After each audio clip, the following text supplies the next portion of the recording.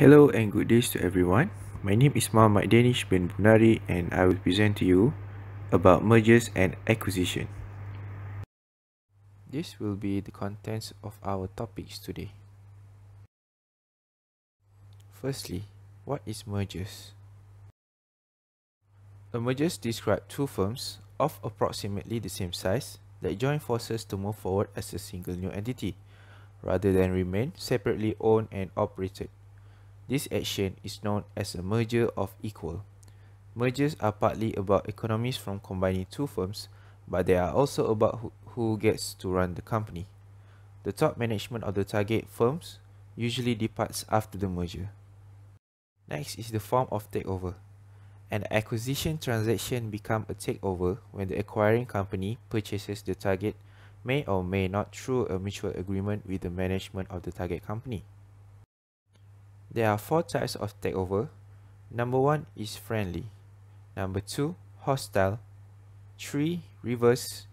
4, backflip.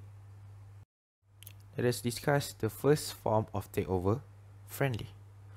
A friendly takeover is a scenario in which a target company is willingly acquired by another company.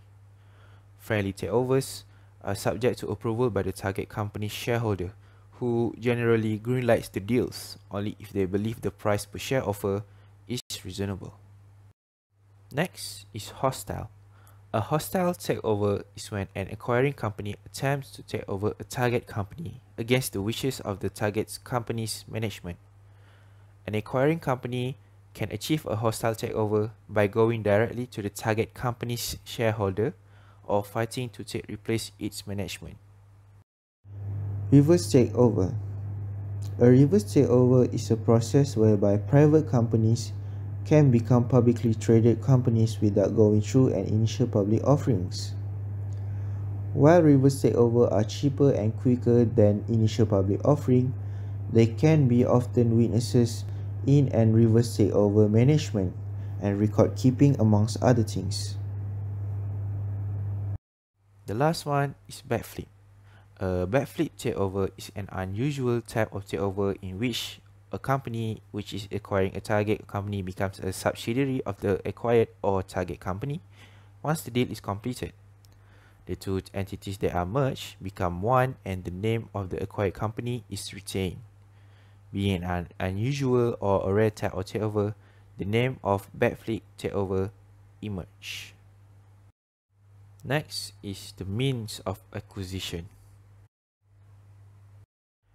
An acquisition is when one company purchases most or all another company's shares to gain control of that company. Purchasing more than 50% of the target firm's stock and other assets allow the acquirer to make decisions about the newly acquired asset without the approval of the company's other shareholders. Acquisitions, which are very common in business, may occur with the target company's approval or despite its approval. With approval, there is often a no-shop clause during the process. Next is the types of acquisition. Namely, there are four types of acquisition. Number 1, horizontal merger. Number 2, vertical merger. Number 3, conglomerate merger. Number 4, concentric merger. Horizontal mergers. This is when a company acquires another company in the same business, industry, or sector that is a competitor. A real-life example of the same would be Facebook acquiring WhatsApp. WhatsApp still exists with its brand name, however, it is now owned by Facebook. In the purpose classification of acquisition, we can further elaborate on this transaction. Facebook and WhatsApp are both in the same industry, that is social media. However, the acquisition has led to both benefiting from each other's expertise. Vertical mergers. This is when a company acquires either a supplier of inputs or a distributor of its product or the company to which it sells its product. For example, a garment company acquiring the source of cotton, such as a farm. This is mostly done to have high control over the supply chain and therefore impacting the receipt of raw material and delivery of product, and in turn impacting the turnaround time of the sourcing of input and delivery of the product to the end user. Concentric merger. This is when companies sharing a similarity come together. This can be anything, either similar production technology or similar distribution channel and so on, but the production activity of the companies is not related. This terminology exists because it is assumed that there can't be another kind of similarity except that being considered while defining the types of acquisition explained till now. However, that is not the case practically. There is always some kind of overlap, and therefore an acquisition is not purely any other type, it is classified as the conglomerate one. Lastly, the conglomerate mergers. This is when a company acquires a company in a completely different kind of business, industry, or sector. This is mostly done for diversification. An example of this would be food industry company acquiring a company in the clothing industry. Reliance Industry recently took over Hamleys, a toy product company. Reliance is a giant conglomerate which wanted to diversify into the toy industry and therefore undertook the acquisition by getting the 100% ownership transferred to itself. Lastly, we're going to discuss about defensive tactics. Defensive tactics is a set of procedures used by a target company to prevent a hostile takeover. In mergers and acquisition transactions, a defense mechanism, also known as a defense strategy, is any set of procedures that are employed by a target company to prevent a hostile takeover. Defense mechanism can be divided into two categories. Number one, pre-offer defense mechanism, and the other would be post-offer defense mechanism. Pre-offer defense mechanisms. The pre-offer defense is a preemptive strategy. It is primarily used to either make the company's share less attractive for a potential bidder or set restriction in corporate governance to limit the benefits to the potential bidder. The pre-offer defense mechanism includes the following strategies. Number one, poison pill. The poison pill defense includes the dilution of share target of the target company in order to make it more difficult and expensive for potential acquirer to obtain a controlling interest in the target.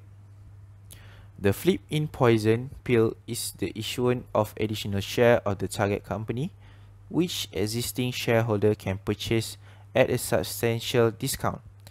The flip-over poison pill provide opportunity for the target company shareholders to purchase share in the acquiring company at a significantly discounted price. Second is golden parachute. Golden parachute refer to benefits, bonuses, or severance pay due to the company's top management staff in case of their termination of their employment, such as might occur as a part of a hostile takeover. Thus, they can be employed as yet another takeover defense mechanism that aims to increase the total acquisition cost for a bidder. Third is the poison put. The poison put defense can be considered as a variation of poison pill, as this defense mechanism also aims to increase the total cost of acquisition.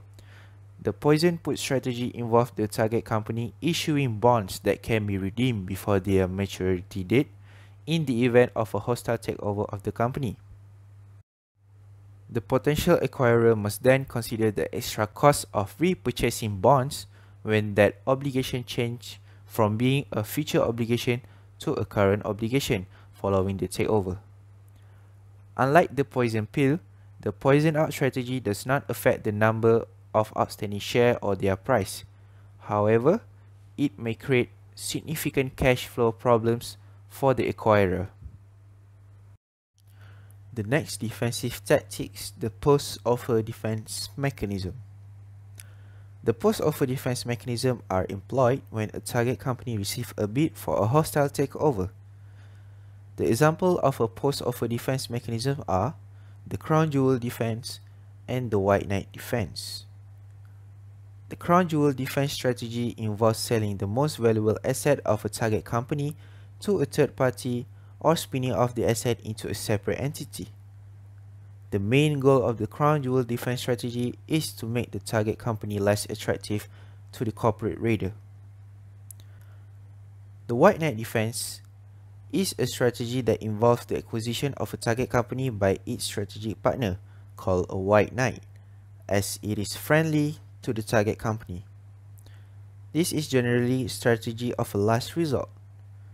The target company accepts the fact of being taken over, but can at least opt to be taken over or merged with a friendly company, as opposed to being the victim of a hostile takeover. That's all for my presentation about mergers and acquisition. Thank you.